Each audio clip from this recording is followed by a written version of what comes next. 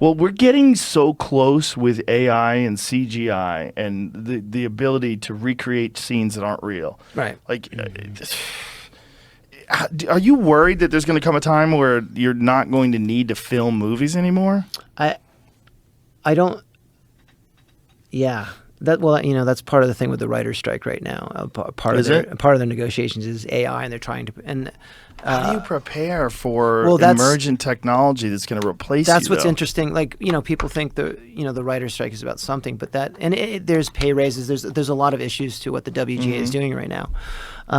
But I think the writers are addressing something that people dismiss too easily, which is the AI influence. Like, somebody's got to be the first one to bring this up. Like, you'll have some people might critique, going, well, why are we talking about AI? Like, they're not going to write. But yeah, it can. I think the writers are doing the absolute right thing right now by bringing this up, by introducing this, because it's at that point where AI is doing the art already. If you can pipe in, right? And you don't have to pay licensing fees. Illustrators are freaking out. Yeah, and they should. I mean, we've seen what it can do. It's impressive.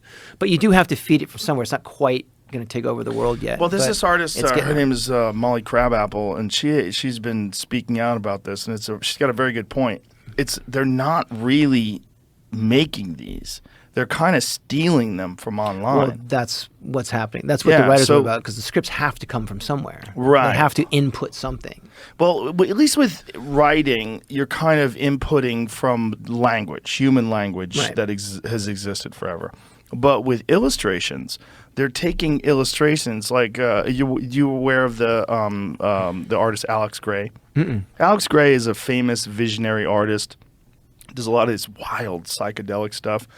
You can ask AI to make, like, pull up the ones that I have on my Instagram.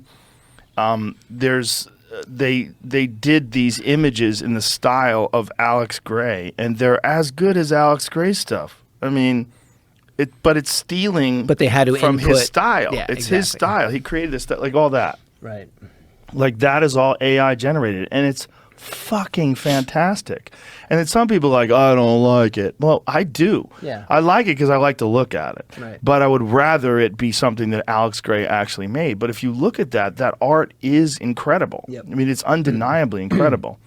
And it's all psychedelic inspired, and like, look at that. I mean, come on. That's AI made that. Yeah. I mean, what the fuck, man? Keanu's really big on that too. Like, we're all worried about, I guess we're concerned about what not just the licensing. I'm not worried about being out of a job yet, I don't think.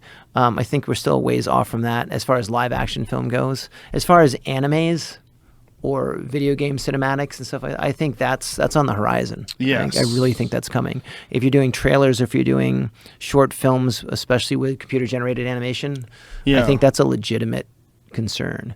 As far as the overall creative, I agree with you. I think it's a concerning thing, but like, how do you control technology? You can't say don't do it. So I mean, it's just going to get better. I think, unfortunately, what my thought is that one day it's going to get to the point where people have to cherish things that are actually made by humans. Yeah. Like, this table's made by a person. Handmade. Yeah, literally handmade by a person.